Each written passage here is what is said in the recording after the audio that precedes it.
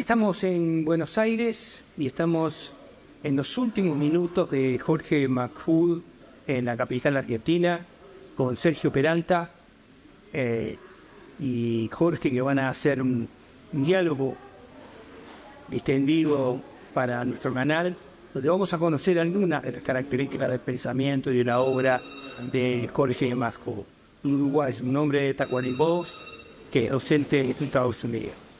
Con lo personal, ¿por qué escribís? Yo escribía yo aprendí a escribir y leer antes de ir a la escuela. Y eso me dejó algunos errores ortográficos por mucho tiempo. Y era hiperactivo, bueno, y la escritura era una forma de canalizar eso. Luego escribía muchas cartas a mis abuelos en Colonia, escribía obras de teatro donde varios de los personajes del verano eran personajes no ficticios, reales, de esas obras de teatro. Escribía en una máquina que mi padre tenía en el dormitorio que compartía con mi hermano. Escribía, por ejemplo, hacía los resúmenes de historia en la secundaria, primero, segundo, tercero año de secundaria. Y como mis amigos no tenían el libro, yo en ese caso tenía el privilegio, mi padre me compraba el texto único, que además la palabra lo dice, texto único, esta es la historia, punto.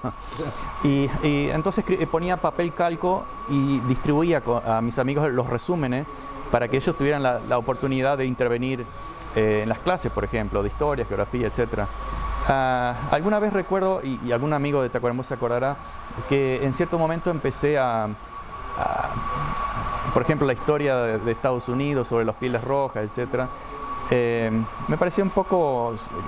siempre tuvo esa sensación del divorcio entre el discurso oficial y la realidad, debido a que yo sabía lo que estaba por dentro, que ocurría en las cárceles de la dictadura, y en las escuelas nos decía vivimos en paz, incluso hasta democracia decía.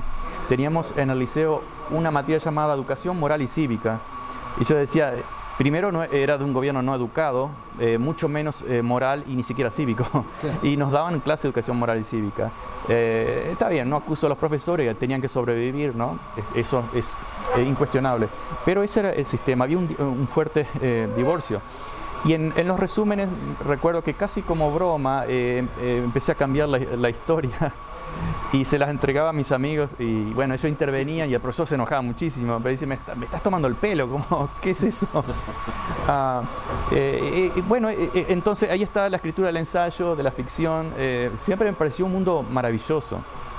Esto que decías de cambiar, no pude evitar asociarlo, esto que decías de cambiar alguna frase, inmediatamente me hizo acordar a la novela que escribió José Saramago sobre la historia sobre el cerco de Lisboa, sí, en donde van a escribir una historia y el editor se equivoca en una palabra y eso genera un lío, se arma una podrida, termina en una guerra por alguien que se cambió una palabra al azar. En Indonesia, 2015, hubo matanza de étnica y fue por una mala traducción de Facebook del nombre de esa etnia. Creo que tradujo esa etnia como colors, como que hay que matar colors, etc. Hubo un error de traducción y eso se viralizó. Algunos analistas directamente le responsabilizan a Facebook una sola palabra. Es decir, el lenguaje que siempre decimos es un instrumento cultural, político y militar, y sobre todo imperial. Cuando lo manejamos sin reflexionar mucho sobre la palabra, tampoco podemos reflexionar todo el tiempo sobre cada palabra, claro, pero debemos ser conscientes que el lenguaje no es neutral.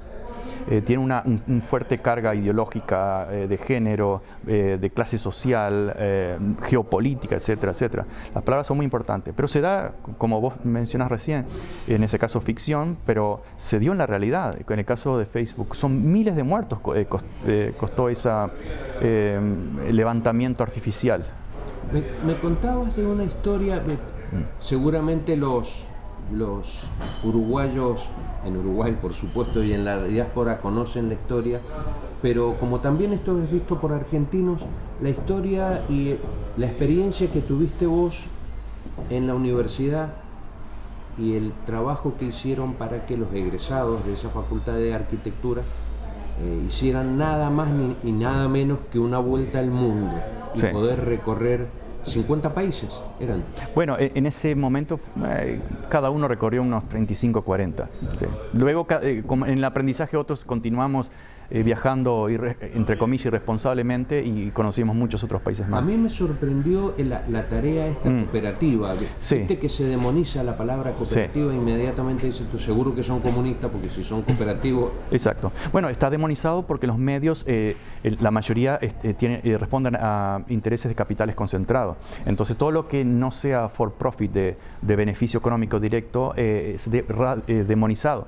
No solo los países son demonizados para demostrar no funciona de esa forma, son bloqueados, destruidos, demonizados, sino también ejemplos. Mondragón en España es una super cooperativa de varias decenas de miles y funciona, pero claro, no se escucha mucho sobre eso. Creo que hay varios ejemplos de cooperativas en Estados Unidos y están surgiendo, sobre todo en las crisis que han salvado a miles de personas.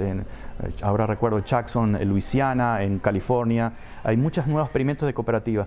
Pero el caso de arquitectura, cómo los estudiantes nos organizamos, muchos éramos, como te contaba, yo, hijo carpintero, muchos veníamos del interior, nos ignorábamos cómo funcionaban las cosas, y en esa estructura de 3 generaciones, 3 años, que la de abajo trabajaba para la de arriba, había un aprendizaje en el hacer. Entonces no había una cabeza, un jefe, un empresario que decía cómo hacer las cosas. Y hace 50, no, en este momento ya hace como 70 años que funciona maravillosamente. En el resto del mundo, incluso en Estados Unidos, se sorprende cómo estudiantes sin recursos económicos pueden organizar, recoger tanto dinero, construir casas, rifarlas, invertir, etcétera. Si no es una empresa capitalista, bueno, estamos en un marco capitalista, pero la organización ultra efectiva, con todos sus defectos, pero a las pruebas está la historia y los resultados, muy efectiva, y cada miembro de nosotros aprendimos de esa experiencia. Y yo en el medio del viaje me iba a otros países porque bueno, es más fácil lo que pensaba. Luego cuando volvimos me fui a África, trabajé en África mucho tiempo, en Costa Rica, en España. Es una persona humilde que aprendió de la experiencia cooperativa. Eso es un claro ejemplo. Otro elemento que yo he reflexionado y lo he puesto en algunos artículos hace 15 años es el experimento de Wikipedia, por ejemplo. ¿Cómo es posible que esa masa de colaboradores no genere un caos? Es decir, es un anarquismo, tiene ciertos moderadores, está bien, pero el 99% de los que crean Wikipedia es una anarquía total. Y es tanto o más confiable que la Enciclopedia Británica.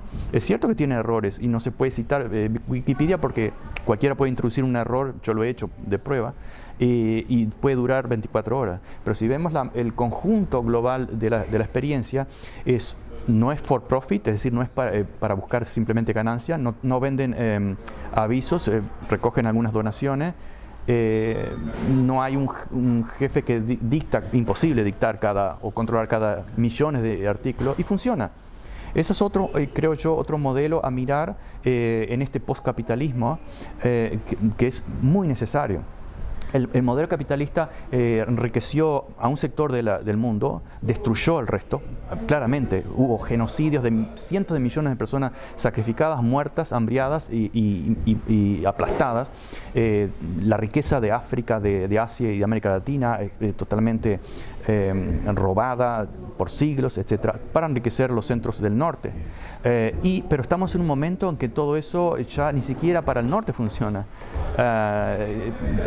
Ni siquiera a través de guerras. Bueno, las guerras son unas consecuencias, pero estamos destruyendo el planeta, estamos destruyendo el futuro de nuestros hijos, estamos viviendo de los créditos, es decir, le estamos robando a nuestros hijos y nietos bienestar, porque eso es el trabajo del banco, ¿no? El banco te presta, saca dinero del futuro y te lo presta, vos trabajás, me lo devolvés y yo gano la diferencia sin tener siquiera capital. Los bancos no tienen capital, inventan el capital de la nada, eso está claramente probado y ellos lo saben.